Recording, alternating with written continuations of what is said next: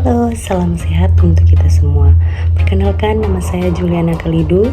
Saya mahasiswa dari Universitas Pembangunan Indonesia Manado, Fakultas Keperawatan, dengan nomor induk mahasiswa 2214202023. Di sini saya akan melakukan pemaparan materi tentang tokoh keperawatan dari Madeleine L'Engle. Adapun tujuan dari pemaparan materi ini adalah untuk memenuhi tugas ujian akhir semester dari mata kuliah falsafah keperawatan. Untuk itu, selamat menyaksikan.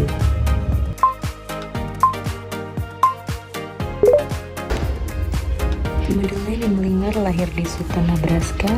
Dia menempuh pendidikan diploma pada tahun 1945 di St. Anthony Hospital School of Nursing di daerah Denver.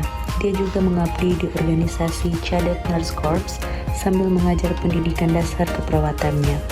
Pada tahun 1950, ia meraih gelar sarjana dalam bidang ilmu biologi dari Benedictine College di Kansas. Setelah menyelesaikan studi keperawatannya di Charlton University, Oklahoma, dia menempuh pendidikan magister dalam bidang keperawatan jiwa di Catholic University Washington DC, Amerika. Dia merupakan perawat pertama yang mempelajari ilmu antropologi pada tingkat doktoral yang diraih di University of Washington, dan pada tahun terakhir dia tinggal di Omaha, Nebraska. Pada pertengahan tahun 1950, saat L'Engle bekerja untuk membimbing anak-anak rumahan di Cincinnati, dia menemukan bahwa salah seorang dari stafnya tidak mengerti tentang faktor budaya yang mempengaruhi perilaku anak-anak. Dia menyimpulkan bahwa diagnosis keperawatan dan tindakannya belum membantu anak secara memadai. Pengalaman tersebut mendorong L'Engle untuk menempuh pendidikan doktoral dalam bidang antropologi. Awalnya, dia menulis pada akhir tahun 1970. Tulisannya ini berfokus membahas caring dan translateral nursing. Dia melanjutkan untuk menulis mengenai permasalahan tersebut. Namun sebelumnya, dia telah mempublikasikan teori mengenai caring dalam keanekaragaman budaya dan universalitas. L'Engle mempunyai peran dalam bidang edukasi dan administrasi. Dia sempat menjadi dekan keperawatan di Universitas of Washington dan Utah. Dia juga merupakan direktur dari organisasi Center for Health Research di Minnesota University, Washington, sampai akhirnya dia pensiun sebagai profesor emeritus. Dia juga belajar di New Guinea sampai program doktoral. Dia mempelajari 14 macam budaya di daerah pedalaman. Dia merupakan pendiri dan pemimpin atau pakar dari bidang translateral nursing, dan dia telah menjadi konsultan di bidang tersebut dan teorinya tentang kultur core on the global.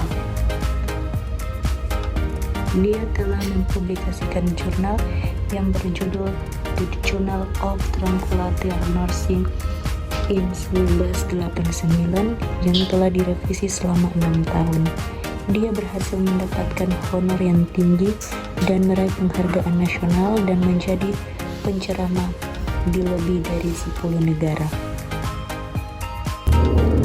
Adapun tujuan teori dari Madeleine L'Engle, yaitu tujuan penggunaan keperawatan terstruktural adalah mengembangkan sains dan pohon keilmuan yang humanis, sehingga tercipta praktik keperawatan pada kebudayaan yang spesifik dan universal.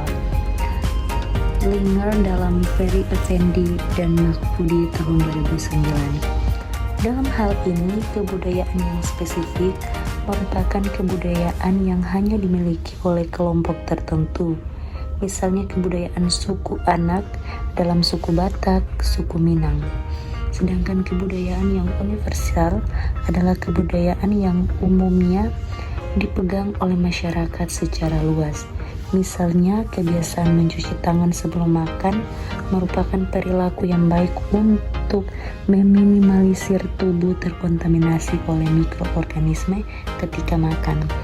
Dengan mengetahui budaya spesifik dan budaya universal yang dipegang oleh klien, maka praktik keperawatan dapat dilakukan secara maksimal. Adapun paradigma dari Madeline Linger dibagi menjadi beberapa bagian, yaitu yang pertama, manusia. Menurut pendapat Linger tentang variasi struktur sosial, jalan hidup, dan nilai serta norma-norma dari berbagai budaya dan subkultur, individu memiliki opini dan pandangan tentang sehat, sakit, asuhan, sembuh, ketergantungan, dan kemandirian yang berasal dari budaya tersebut.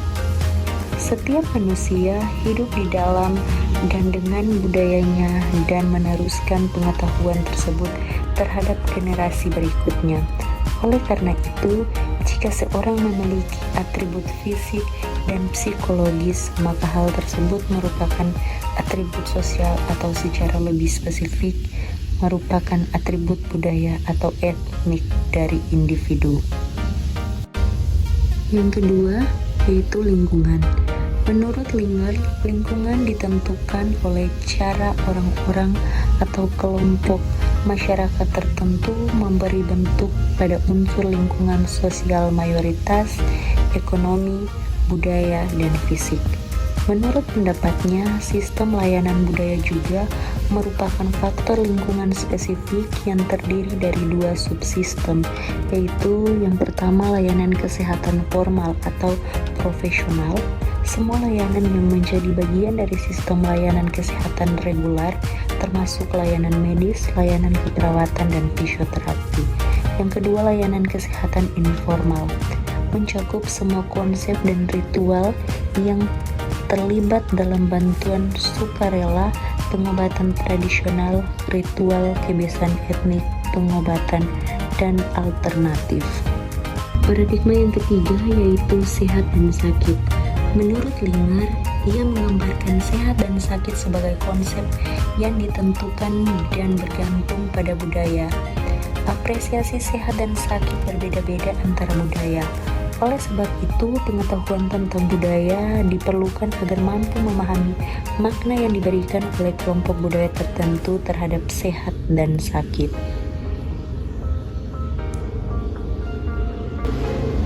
Paradigma yang keempat yaitu keperawatan.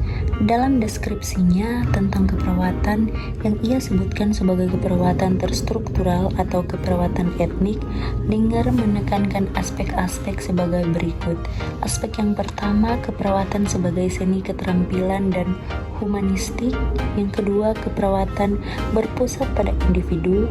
Yang ketiga, tujuan dari keperawatan adalah untuk mempertahankan kesejahteraan dan memberikan bantuan terhadap proses pemulihan dari suatu penyakit sambil mempertimbangkan perbedaan budaya.